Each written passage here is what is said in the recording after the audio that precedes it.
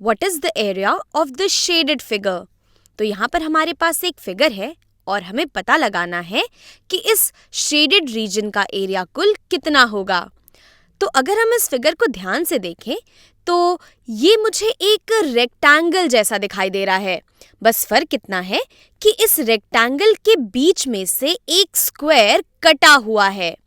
तो अगर हम इसी तरीके से सोचें और इस बड़े वाले रेक्टेंगल का एरिया निकाल लें और इस रेक्टेंगल के एरिया में से इस स्क्वायर के एरिया को काट कर निकाल दें तो हमें हमारे इस शेडेड रीजन का एरिया मिल जाना चाहिए।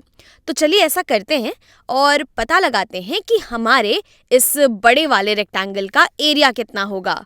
यानी कि मैं इस रेक्टेंगल के एरिया की बात कर रही हूँ और किसी भी रेक्टेंगल का एरिया उसकी लेंथ टाइम्स उसकी विड्थ के बराबर होता है। अगर हम किसी भी रेक्टेंगल के लेंथ और उसकी ब्रेथ या फिर विड्थ को मल्टीप्लाई कर देंगे तो हमें पता चल जाता है कि वो रेक्टेंगल कुल कितनी स्पेस कवर कर रहा है एक सरफेस पे।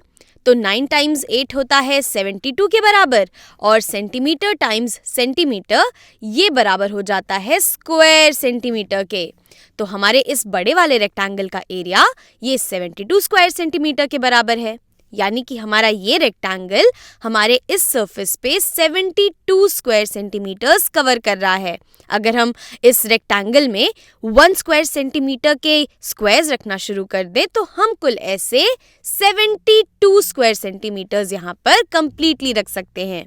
लेकिन अभी हमें हमारा शेडेड रीजन का एरिया नहीं मिला है। हमें अपने इस शेडेड रीजन के एरिया में से इस वाले रेक्टेंगल का एरिया सब्ट्रैक्ट करना है। ये जो 72 सेंटीमीटर है ये हमारे इस बड़े वाले रेक्टेंगल का कंप्लीट एरिया है। तो चलिए अब बात कर लेते हैं हमारे इस स्क्वायर के एरिया की। तो हमें पता लगाना है इस स्क्वायर का एरिया और अगर हम ये पता लगाकर अपने इस बड़े वाले रेक्टेंगल के एरिया से सब्ट्रैक्ट कर लेंगे तो हमें हमारे शेडेड रीजन का एरिया मिल जाएगा। तो हमें इस स्क्वायर का डायमेंशन यहाँ बगल में दे रखा है। हमें पता है कि इसकी एक साइड ये 4 सेंटीमीटर के बराबर है। इसका मतलब है कि अगर मैं इसकी साइड को कुल 4 पार्ट्स में डिवाइड कर दूं, यानी कि अगर मैं इस साइड लेंथ को कुल 4 इक्वल पार्ट्स में डिवाइड कर देती हूँ और इसी तरीके से इस साइड लेंथ को भी अगर मैं यहाँ पर 4 इक्वल पार्ट्स में डिवाइड कर दूँ इस तरीके से, तो हमें पता चल जाएगा कि इस पूरे सरफेस पे, इस पूरे स्क्वायर के सरफेस पे हम कितने छोटे छोटे स्क्वायर सेंटीमीटर्स रख सकते हैं। आप इसे ऐसे सोच सकते हैं कि अगर हमने इस साइड लेंथ को 4 पार्ट्स में डिवाइड किया है तो हर एक छोटा पार्ट ये 1 सेंटीमीटर के बराबर हो जाएगा और इसी तरीके से इस साइड का भी हर छोटा पार्ट 1 सेंटीमीटर के बराबर हो जाएगा। इसका मतलब हर छोटा स्क्वायर जो यहाँ पर बन रहा है इस स्क्वायर को डिवाइड करके ये 1 स्क्वायर सेंटीमीटर के बराबर है। और हम यहाँ पर कुल ऐसे 1 2 3 4 5 6 7 8 9 10 11 12 13 14 15 16 स्क्वायर सेंटीमीटर्स रख सकते हैं।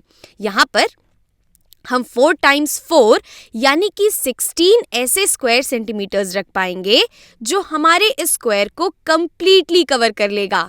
यानी कि हमारे इस पर्पल स्क्वायर का एरिया ये बराबर हो जाएगा 4 सेंटीमीटर टाइम्स 4 सेंटीमीटर के और 4 टाइम्स 4 ये होता है 16 स्क्वायर सेंटीमीटर्स के बराबर। तो आप समझ सकते हैं कि इस स्क्वायर का एरिया निकालने के लिए हम इसकी साइड लेंथ्स को आपस में मल्टीप्लाई कर सकते हैं और हमें पता चल जाएगा कि ये कितनी स्पेस कवर कर रहा है हमारे सरफेस पे। तो अब हमें यहाँ पर इस बड़े वाले रेक्टेंगल का एरिया पता चल चुका है और इस छोटे स्क्वायर का एरिया पता चल चुका है। लेकिन इस शेडेड एरिया का रीजन निकालने के लिए हमें इस एरिया को सब्ट्रैक्ट करना होगा अपने टोटल रेक्टेंगल, अपने इस बड़े वाले रेक्टेंगल के एरिया यानी कि 72 स्क्वायर सेंटीमीटर से। तो यहाँ से हम कह सकते हैं कि हमारे शेडेड रीजन का जो एरिया है, शेडेड रीजन्स एरिया ये बराबर होगा 72 स्क्वायर सेंटीमीटर। 72 स्क्वायर सेंटीमीटर में से हमें घटाना होगा स्क्वायर का एरिया यानी कि 16 स्क्वायर सेंटीमीटर्स। तो हमें सब्ट्रैक्ट करना है 72 में से 16।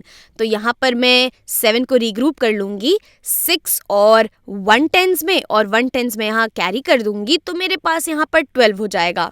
तो 12 वंस माइनस 6 वंस ये होता है 6 के बराबर, और यहाँ पर मेरे पास अभी 6 टेंस बचे हुए हैं, तो 6 टेंस माइनस 1 टेंस ये हो जाता है 5 टेंस के बराबर। तो हमारा ये जो शेडेड रीजन का एरिया है ये बराबर हो जाना चाहिए 56 स्क्वायर सेंटीमीटर्स के। और आप यहाँ पर इसे डायरेक्टली भी कर सकते थे। हमारे इस पूरे रेक्टेंगल का एरिया 72 है, और 72 में से अगर हम यहाँ पर पहले 10 स्क्वायर्स घटा लें तो 72 माइनस 10 हो जाएगा 62, और फिर 62 जो हमारा एरिया बचा हुआ है उसमें से हमें ये 6 स्क्वायर्स घटाने हैं। तो 62 में से अगर एक घटा देंगे तो 61, फिर यहाँ पर ये घटाने पे 60, फिर अगर एक और घटा देंगे तो 59, 58, 57 और 56।